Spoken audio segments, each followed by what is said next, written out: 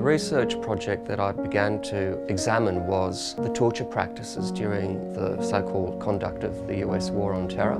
And I began to really look at Abu Ghraib, and what was presented as unusual and unique in Abu Ghraib had a long history that had been effaced, had been invisibilised. And the particular history that I drew attention to was the way in which a lot of the torture practices that were perpetrated at Abu Ghraib were actually perpetrated in domestic US prisons, in particular on African American prisoners.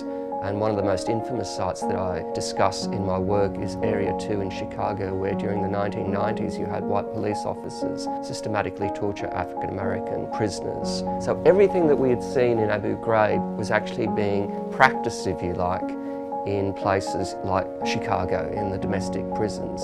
So you have these practices which are silently, if you like, being performed in the US state, then being exported out to places like Bagram, the salt pit in Afghanistan, and Guantanamo, most infamously.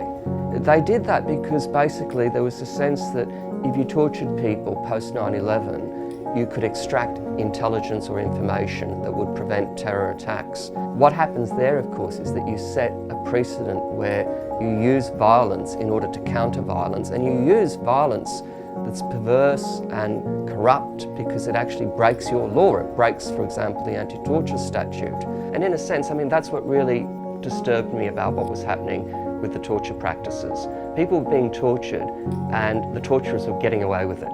So my sense was we need to call these people into account. We need to expose not only their practices, but the laws that enabled those practices, the laws that legitimated those practices. We can't be a just, democratic society unless we hold ourselves and our key institutions to account.